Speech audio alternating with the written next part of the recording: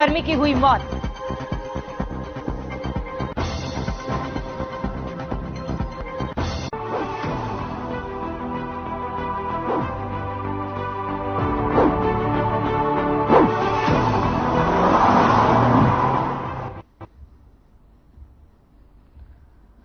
CM Manohar Lal ने PM किसान की 13वीं किश्त भेजने पर पीएम मोदी का आभार जताया। उन्होंने कहा कि होली से पहले किसानों को 13वीं किश्त भेज दी गई है। 13वीं किश्त भेजने पर पीएम मोदी का आभार प्रकट करता हूं।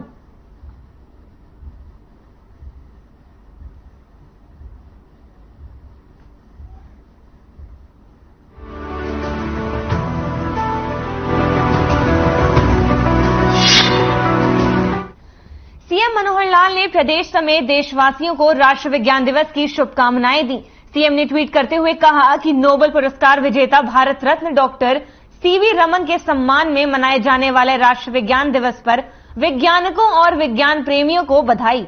उन्होंने आगे कहा कि विज्ञान के प्रति उत्साही हमारे वैज्ञानिकों की कड़ी मेहनत और नवाचार को मेरा सलाम है, जिन्हें भारत को गौरवान्वित किया।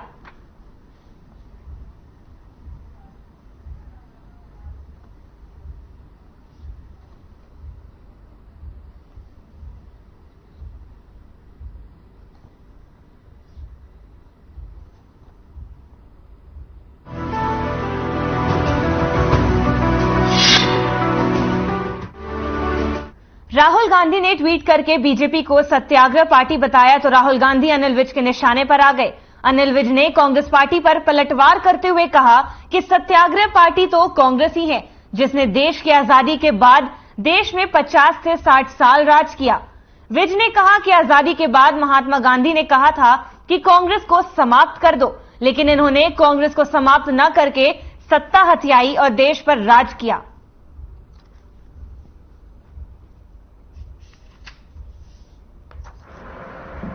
सत्ताग्रही पार्टी तो कांग्रेस है।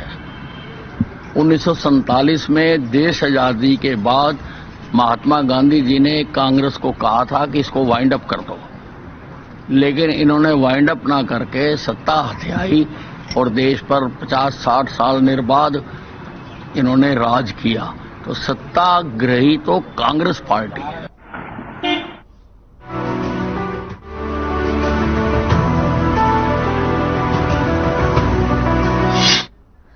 पानीपत एक बार फिर भ्रष्टाचार के आरोपों को लेकर सुर्खियों में है।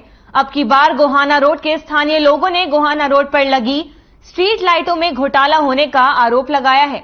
उन्होंने कहा है कि ठेकेदार द्वारा स्ट्रीट लाइट लगाने के लिए घटिया सामग्री का प्रयोग किया जा रहा है, जिसकी वजह से आने वाले समय में ये आम जनता के लिए नुकसानदायक होगा और उन्हें घायल भी कर सकता है।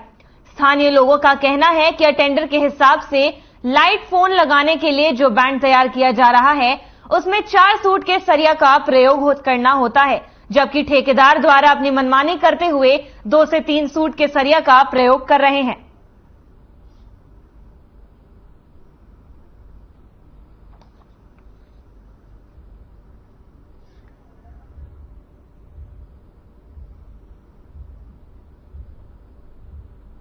इतना पैसा दिखा रहे हैं, अगर इसमें से 20,000 रुपए 30,000 रुपए का भी खर्च हमें दिखला दें तो मैं मान जाऊंगा। मैं कहता हूं अगर ये 75 लाख रुपए 75,000 दिखा रहे हैं, 50,000 भी लगा दें, 20,000 भी खा जाएं तो भी 50,000 के अमाउंट में एक पोल बहुत अच्छा खड़ा हो जाएगा।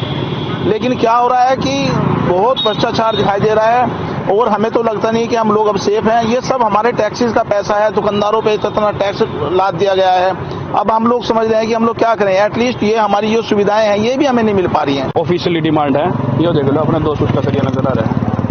सरिया में भ्रष्टाचार है, मटेरियल में भ्रष्टाचार है, पूरा शहर बेच के खा लिया है बीजेपी ने। कोई सुध लेने वाला लोग नहीं है, पूरा शहर रो रहा है। हमारे घर के सामने भी सारी ईंटें ना बिल्कुल टूटी फूटी पुरानी, पहले भी बढ़िया लग रही थी, बल्कि सारी ऐसी लगा दी हैं। ठेकेदार तो पूछा, ठेकेदार बोला भाई ऑर्डर नहीं है, हम तो ये काम करेंगे। रोक सकते हो रोक लो, मतलब बदमाशी चल रही सीधी सीधी शहर में। किस किस ऐप चल रहा है ये? मैं विधायक जी से पूछना चाहता हूँ, मुख्यमंत्री जी से, जो जीरो टॉलरेंस की बातें कर रहे हैं, किस किस ऐप चल रहा है ये?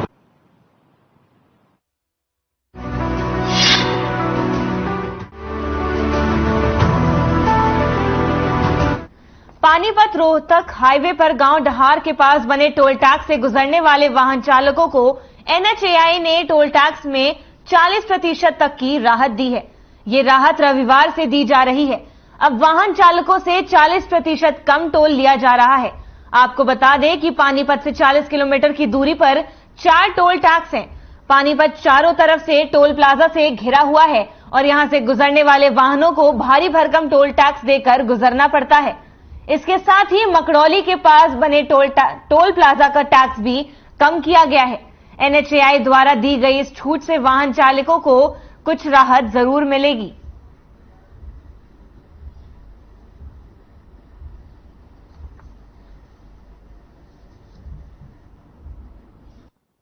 यह NHAI की नई गाइडलाइन आई है, उनके अकॉर्डिंग हमारे टोल प्लाजा के रेट 40% डिक्रीज हो गए हैं। जो कार का पहले 155 रुपए का अप डाउन था वो अब घटकर 90 रुपए हो गया है। सिंगल 100 रुपए था वन साइड, वो अब घटकर 60 रुपए हो गया है। ये सभी व्हीकल के लिए अप्लाई हुए हैं और जब तक NHAI की नई गाइडलाइन नहीं आती तब तक यही रेट रहेंगे। भाई साहब बहुत बढ़िया काम कर दिया, और भी घटाना चाहिए बल्कि टोल टैक्स। तो इनने जो काम करा बहुत अच्छे काम कर रहे हैं और करते रहो। हम तो यह बात को है जो टोल टैक्स मंथली पास भी कुछ कम करवाओ, मंथली पास का भी होना चाहिए कुछ, लेकिन जो काम कराए वो भी बढ़िया कराया। तो मंथली पास भी कहे हैं भाई करवाओगे कम, बढ़िया रहेगा। ठीक है भाई।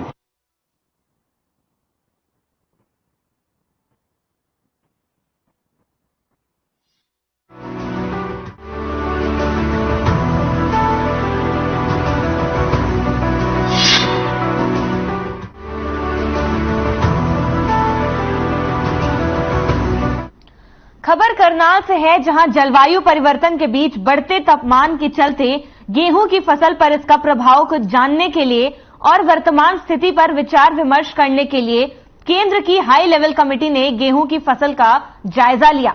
आपको बता दें कि करनाल स्थित राष्ट्रीय गेहूं और अनुसंधान संस्थान में पंजाब, हरियाणा, उत्तर प्रदेश और राजस्थान सहित 5 राज्यों के कृषि अधिकारियों ने प्रतिनिधि मंडल ने मीटिंग की। केंद्र सरकार ने उच्च तापमान के प्रभाव की निगरानी के लिए पिछले दिनों समिति का भी गठन किया। बैठक की अध्यक्षता भारत सरकार के कृषि आयुक्त DP सिंह ने की। इस दौरान उन्होंने कहा कि दिन का तापमान थोड़ा ज्यादा होता है, लेकिन रात का तापमान अभी भी कम है, इसलिए गेहूं की फसल पर हर कोई प्रतिकूल असर नहीं पड़ेगा। उन्होंने आगे कहा कि गेहूं की 75% बिजाई सही समय पर हुई है। इसके अलावा हरियाणा और पंजाब में 50% ऐसी किस्मों की बजाई भी की गई है जिन पर गर्मी का कोई असर नहीं होता। वैज्ञानिकों ने खेतों में जाकर गेहूं की फसल को भी देखा और पाया कि फिलहाल गेहूं की फसल पर जलवायु परिवर्तन का कोई असर नहीं है।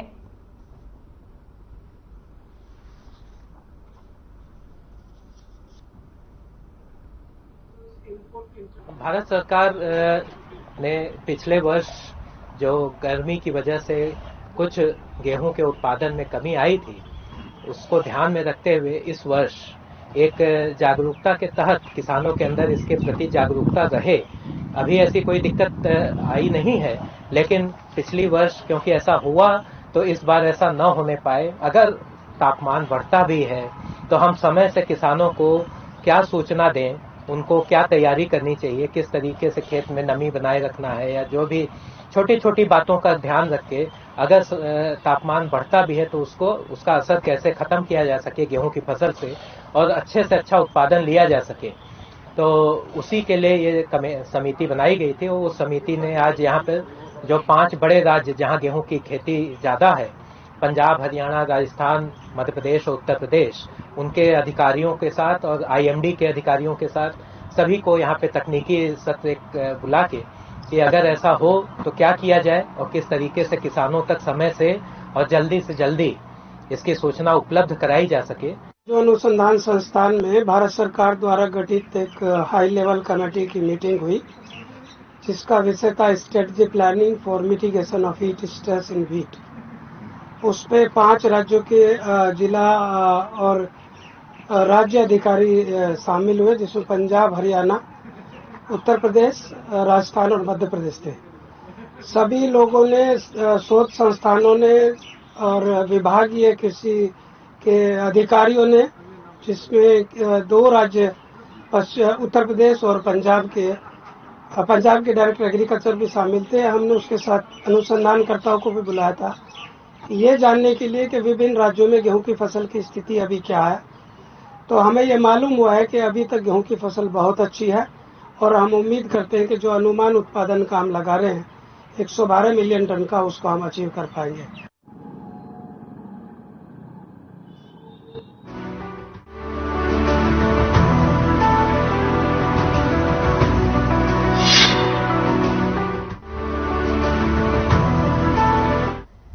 यमुनानगर के बिलासपुर में सरौरा रोड पर एक दर्दनाक हादसा हो गया। लाल बहादुर शास्त्री आयुर्वेदिक कॉलेज के पास एक पुलिसकर्मी की गाड़ी की अज्ञात वाहन के साथ टक्कर हुई, जिसके बाद गाड़ी पेड़ से जा टकराई और कार में सवार पुलिसकर्मी की मौके पर ही मौत हो गई। आपको बता दें कि यातायात पुलिस में एसपीओ के पद पर तैनात पुलिसकर्मी ड्यूटी के बाद अपने घर लौट रहा था। फिलहाल पुलिस मामला दर्ज कर जांच में जुटी हुई है।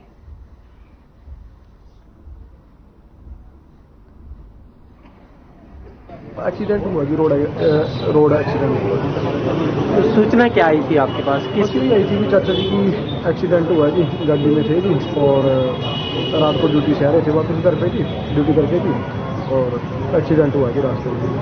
ड्यूटी से एसपीओ था ये हमारे विभाग में, ड्यूटी से अपने घर जा रहा था तो अचानक ही इसका एक कार वाले के साथ एक्सीडेंट हो गया, हमने सामने की टक्कर हुई।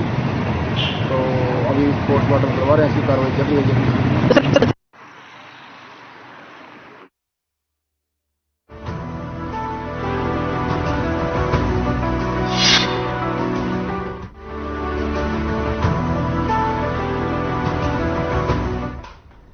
अंबाला भटिंडा रेल मार्ग के भच्ची मंडी में नॉन इंटरलॉकिंग का कार्य चलने के कारण 2 ट्रेनों को 15 से 24 तारीख तक रद्द कर दिया गया।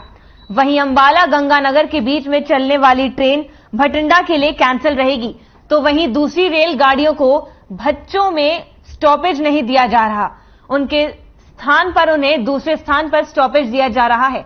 6 गाड़ियों के स्टॉपेज चेंज किए गए हैं और 10 गाड़ियों को कैंसिल कर दिया गया। अंबाला रेलवे स्टेशन अधीक्षक राम ने कहा कि अंबाला भटिंडा रेल मार्ग के भुच्चो रेलवे स्टेशन पर नॉन इंटरलॉकिंग का कार्य चल रहा है, जिसके कारण 2 गाड़ियों को रद्द किया गया है। वहीं अंबाला से गंगानगर जाने वाली 2 गाड़ियां भटिंडा के लिए कैंसिल भी रहेंगी।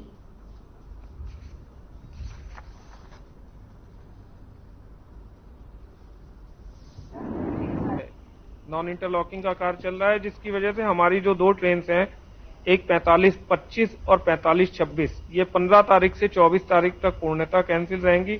इसके अलावा ये है आपकी अंबाला भटिंडा है 045-47 और 045-48 ये कैंसिल रहेगी। इसके अलावा 147-35 और 147-36 जो अंबाला और श्री गंगानगर के बीच में जाती थी, वो अंबाला और भटिंडा के बीच में कैंसिल रहेगी।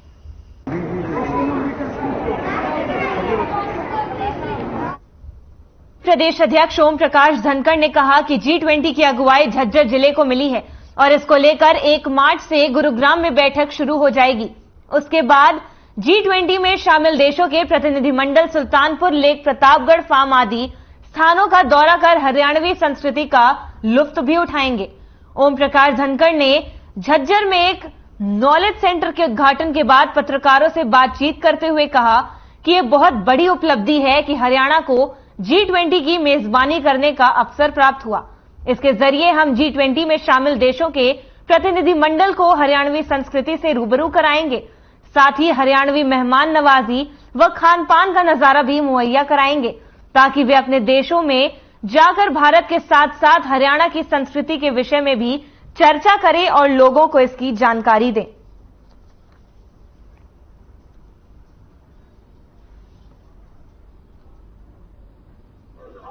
देखिए, 1 मार्च से G20 की बैठक गुड़गांव में हो रही है, उसके एक ग्रुप की, और हम हरियाणा वासियों के लिए बहुत गौरव की बात है। गुड़गांव झज्जर के लिए तो और भी गौरव की बात है कि वो डेलीगेशन गुड़गांव में भी बैठक करेगा और उसके साथ साथ सुल्तानपुर लेक और अपना जो है प्रतापगढ़ फार्म तक उसकी जो है आना होगा और हरियाणवी व्यंजन, हरियाणवी खाने हरियाणवी कल्चर का भी उनका दर्शन होगा। हम सब तहे दिल से ऐसे जो 20 देश हैं जिनको G20 कहते हैं और 9 देशों को और मोदी जी ने आमंत्रित किया है, तहे दिल से पूरा हरियाणवी तरीके से उनका स्वागत करेंगे।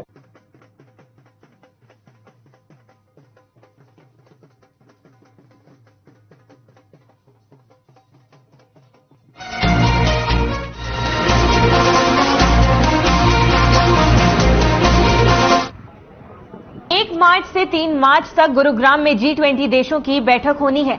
इसी बैठक को लेकर जिला प्रशासन ने पूरे गुरुग्राम को बड़े अच्छे तरीके से सजाया है। लाखों पौधे लगाकर गुरुग्राम की सुंदरता को और बढ़ाया भी है। G20 में होने वाली बैठक के लिए भरपूर तैयारियां की गई हैं। वहीं एक वीडियो चर्चा में बनी हुई है, जहां दिल्ली गुरुग्राम बॉर्डर शंकर चौक के पास एक लग्जरी गाड़ी आकर रुकती है और उसमें से 2 व्यक्ति बाहर आते हैं और जो सुंदरीकरण के लिए पौधे रखे हुए होते हैं उन्हें गाड़ी में रखने लगते हैं। वहीं ये पूरा वीडियो सोशल मीडिया पर खूब वायरल हो रहा है। उसके बाद सीएम हरियाणा तक ये बात पहुंच गई, जिस पर कार्रवाई करते हुए पुलिस ने मामला दर्ज कर कार मालिक के खिलाफ कार्रवाई शुरू कर दी।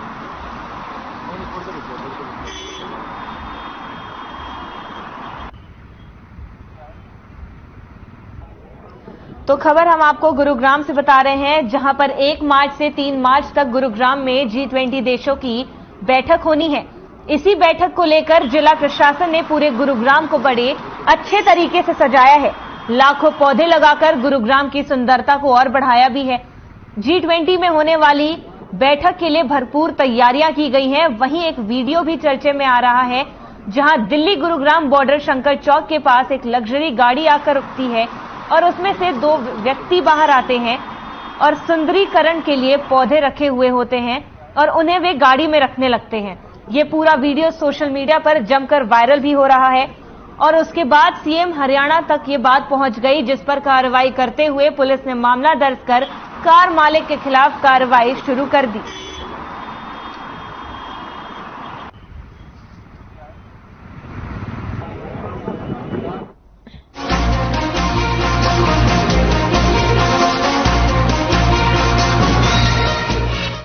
नारनौंद के जींद रोड पर बिजली उपमंडल परिसर में all Haryana power cooperation work union सब यूनिट नारनौंद की विरोध गेट मीटिंग हुई और बिजली निगम के अधिकारियों के खिलाफ प्रदर्शन किया गया।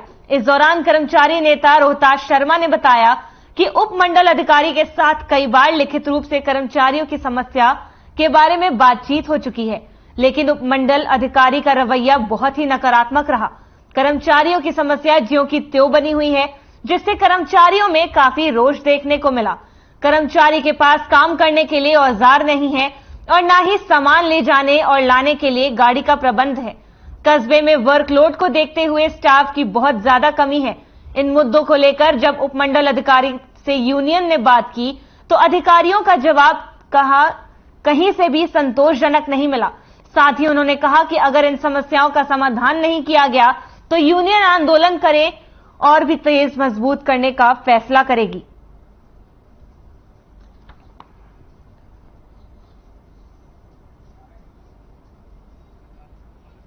एसडीओ साहब को हमारी समिति ने 15 तारीख को एजेंडा दिया था, बातचीत के बुला के बातचीत करके इनके साथ और इनकी समस्या का समाधान करे, लेकिन एसडीओ साहब ने बातचीत न करने की बजाय और ही ज्यादा मतलब वो कर दिया। एक खाली एक जेई को 32 फीट दे दिया, जो कि मानसिक रूप से परेशान हो गया, जिस कारण से न तो कार्य कर पाता है और न मतलब जनता के मतलब पब्लिक के कार्य होते हैं। और जो नजाज बदली के उनके ऊपर मतलब इसको एजेंडा दिया था, लेकिन जो अधिकारी है दूसरे संगठनों के बीच मतलब भ्रष्टाचार में सम्मिलित है।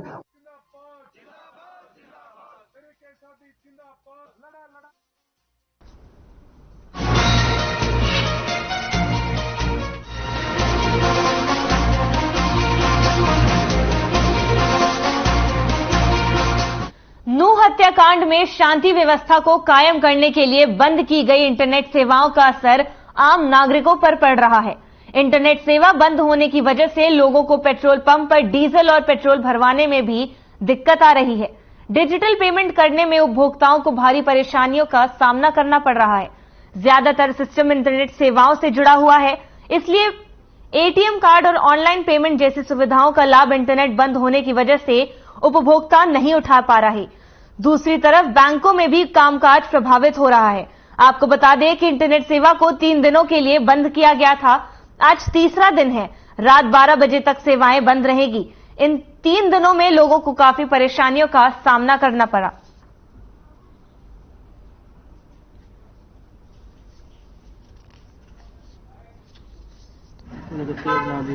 बहुत ज्यादा ही कठिनाइयों का सामना करना पड़ रहा है, क्योंकि ना तो हमारी फोन पे का काम चल रही है, ना ही हमारी स्वाइप मशीनें जो जिनसे कार्ड होता है वो चल पा रही हैं, और ज्यादातर पंपों पे जो काम है वो ज्यादातर डिजिटल हो गया है।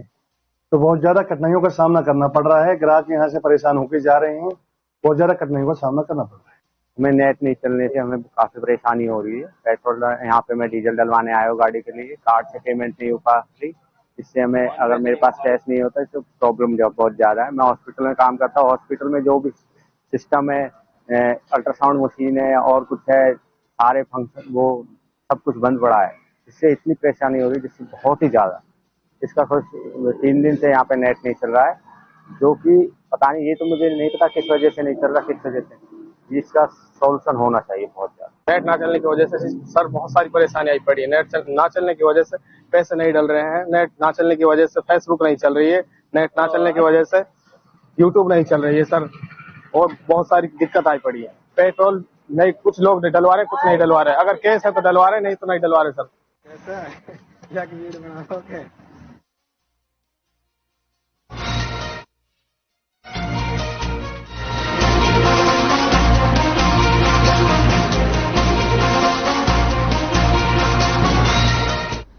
हरियाणा सरकार ने नूंह जिले में सांप्रदायिक तनाव की संभावना को देखते हुए 3 दिनों के लिए इंटरनेट सेवाएं बंद कर दी। इंटरनेट सेवाओं के बंद करने पर कांग्रेस विधायक आफताब अहमद ने हरियाणा सरकार पर जमकर निशाना साधा। उन्होंने कहा कि नूंह कोई सांप्रदायिक तनाव नहीं, बल्कि सरकार अपनी कानून व्यवस्था को विफलताओं को छुपाने में लगी हुई है।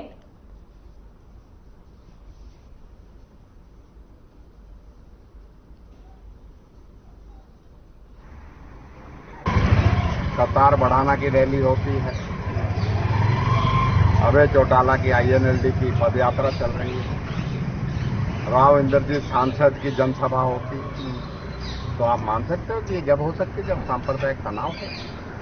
कुछ नहीं, सरकार बिल्कुल चौपट हो चुकी है, फेल हो चुकी है।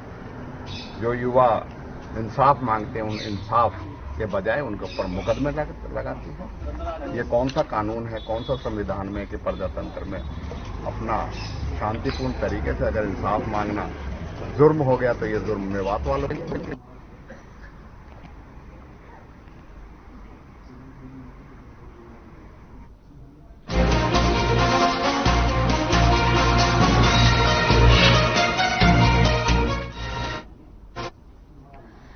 तरावड़ी में एक शराब के ठेके से पिस्तौल की नोक पर 50,000 की लूट का मामला सामने आया। लूट की यह वारदात सीसीटीवी कैमरे में कैद हो गई। वहीं पुलिस ने शिकायत की पर मामला दर्ज कर आरोपी की तलाश शुरू कर दी है। फिलहाल आरोपी फरार है। मामले पर जानकारी देते हुए पुलिस अधिकारी ने बताया कि पुलिस ने सीसीटीवी फुटेज कब्जे में लेकर आरोपी की तलाश शुरू कर दी है और जल्द ही आरोपी पुलिस की गिरफ्त में भी होगा।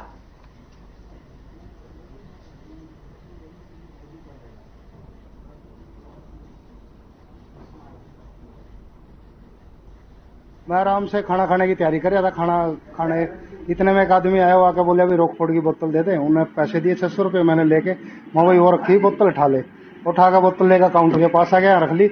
आकर बोले भाई बोतल ठीक है। मैं कहा कोई दिक्कत नहीं भाई, तो बोतल ले जाए सारी, कोई दिक्कत नहीं।